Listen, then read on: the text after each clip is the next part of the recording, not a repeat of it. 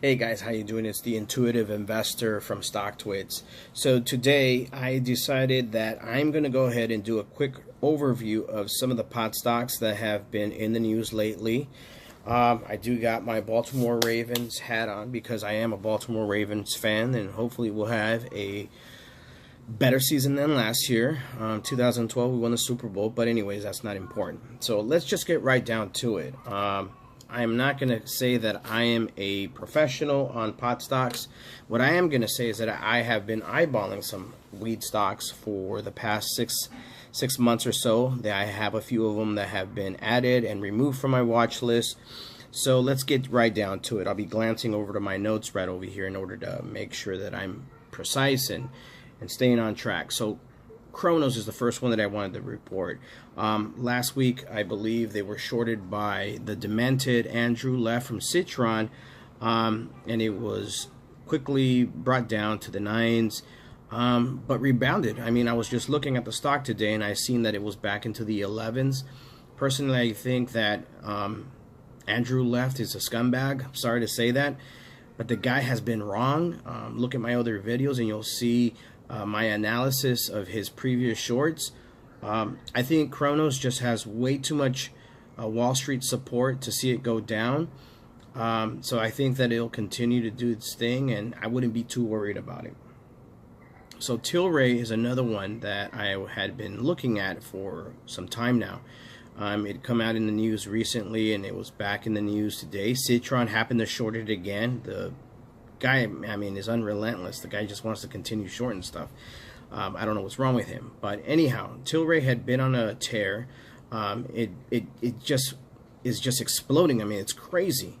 I think right around July is when I added it to my watch list, and it had been flying right around low 20s, 21, 22 range. Today, I think it closed at 77, which would indicate about a $55 pop. While I do agree that it's running a little hot, I don't think it's a $26 stock like Citron indicated. Actually, when I had seen it rise to the 50s, I thought it was right around where it needed to be. So I would say that if we did see some sell-off, I think we'd probably go back into the 50s, maybe the high 50s range. But 26 is bananas. I mean, the guy's a nut bag. So let's see here. The next one that I wanted to look at really briefly was CGC, which has been a long time favorite of mine. Just never bought in yet. I think I was just too involved in some other stuff. I guess you guys can tell from my other videos, but I was just not ready to buy. And so I do kind of regret it. It'd been dancing right around the $24, $23 range for some time. And so finally it began to go up, not as aggressively as TILRAY. It's now seeing the low 50s after today's 14% pop. I think we'll continue to see really good things with CGC. I think it's a very healthy company. They've been talking to the right people, making the right partnerships and acquisitions. Wall Street loves them. So I don't see anything wrong with this price range. I think right now is a proper price range. I don't see it overvalued like I did TILRAY. But again, I mean, there's a lot of support in that. So I kind of found myself being priced out of the range that I was comfortable enough to want to buy in. And that's the reason why I started eyeballing some of the other cannabis stocks that were promising, but still flying under the radar. So I have two for you. Of course, there's literally hundreds and hundreds of stocks to look at, so you have to ask yourself, like, how did I choose these two stocks to talk about? Well, one of them, which is the first one that I'm going to talk about, is Hydropothecary. Its signal is HYYDF. Really came on to me intuitively. I'd run into pot stocks before. You know, if you sign up to one, then you usually get a cornucopia of all these news articles and whatnot. But intuitively, I saw it. I really enjoyed the name. I started to do some research. I added it to my watch list, as I've had dozens of other pot stocks.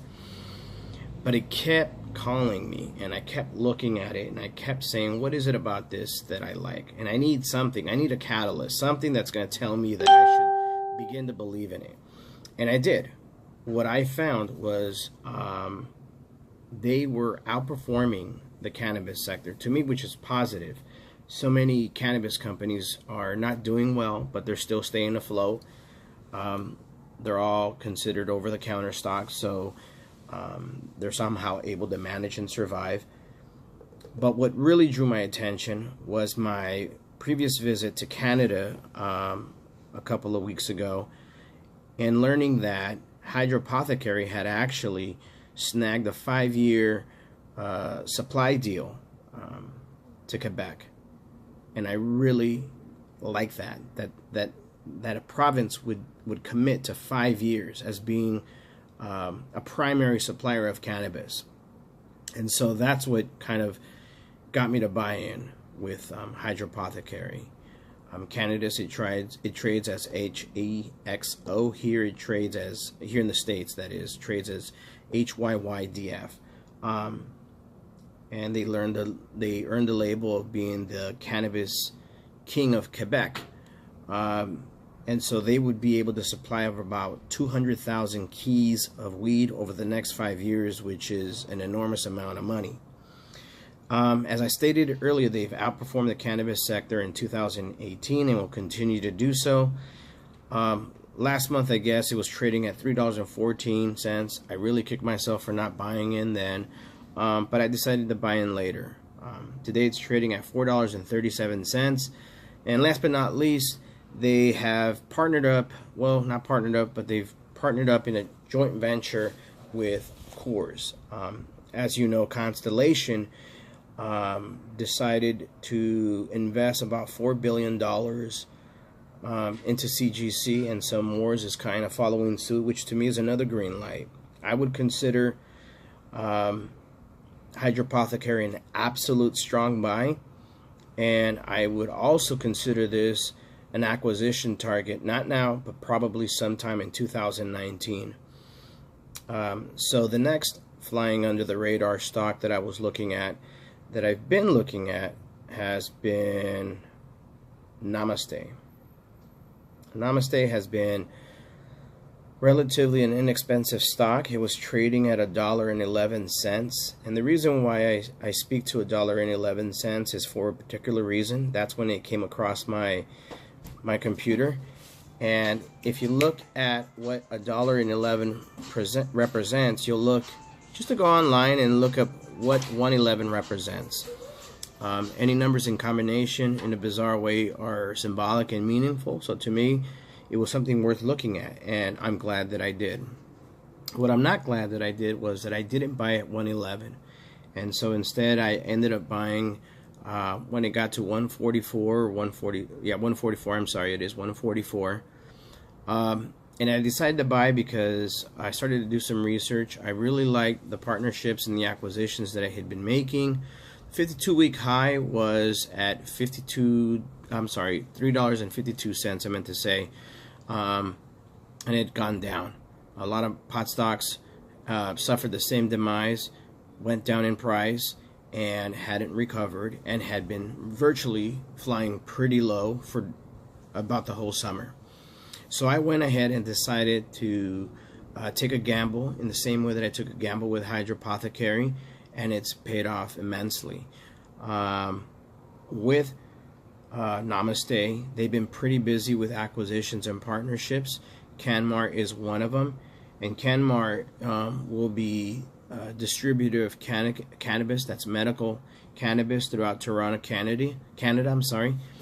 And the other acquisition partnership that they made was Findify AB, which is a leading AI, artificial intelligence, and machine learning device, which Namaste plans on implementing with Namaste AMD, which is an app that allows patients to be able to do consultations with healthcare professionals and even secure and acquire a prescription online, and it's the first of its kind in Canada. So when you put together that type of business plan, Namaste is definitely going to be a winner in this space. I think it's too early to tell whether or not